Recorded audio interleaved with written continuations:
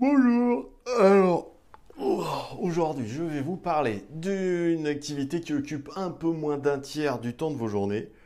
J'ai nommé le sommeil. Et tu te rends compte que si on transposait le temps de sommeil d'une personne de 80 ans, eh ben elle aurait dormi pendant 24 ans. Tu dis rien? Ah bah elle a laissé un mot. Je fais mes 24 ans en une fois, merci de t'occuper des enfants. En fait, ça sert à quoi de dormir? Et puis pourquoi on y passe autant de temps? Et pourquoi l'image est en train de se déformer?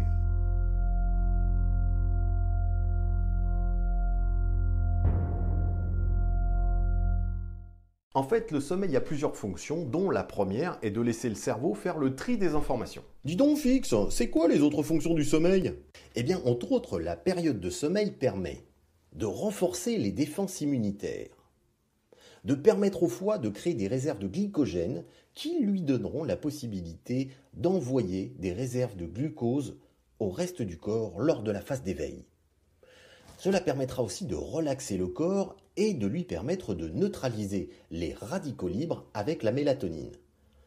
Cela permettra aussi d'accroître la satiété en libérant de la leptine, donc on a moins faim pendant la journée. Cela permettra par ailleurs de baisser la pression artérielle pour me permettre de mieux protéger le cœur et les artères, prévenant ainsi les risques d'hypertension, de diabète et d'obésité. Enfin, il permet de générer de l'hormone de croissance pour les os et les muscles chez les plus jeunes. Oui, le coup du rouet pour la Belle au bois dormant, c'est moi. Mais ça partait d'une bonne intention, parce que cette pauvre fille, belle comme elle était, belle comme le jour, elle avait des prétendantes partout.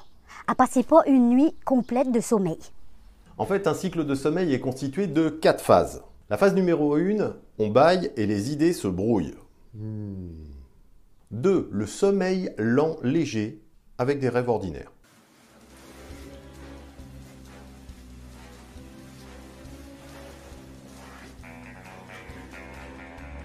On a dit ordinaire, les rêves.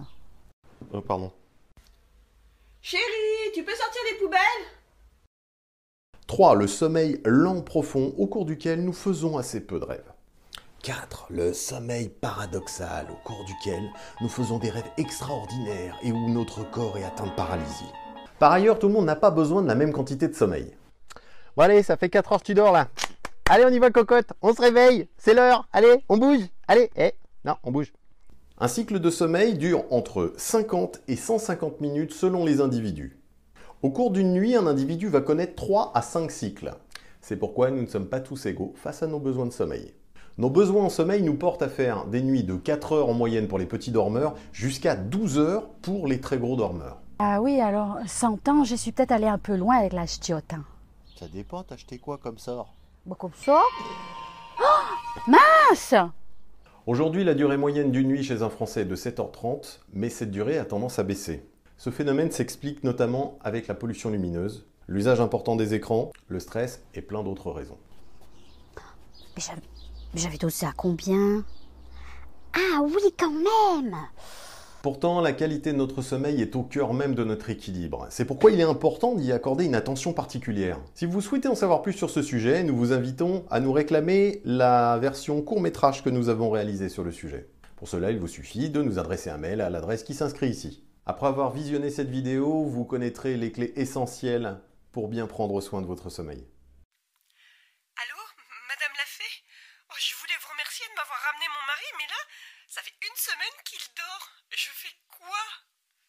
Ah oui, attendez, oh bah zut, je vais rentrer dans la forêt enchantée, là, ça capte plus.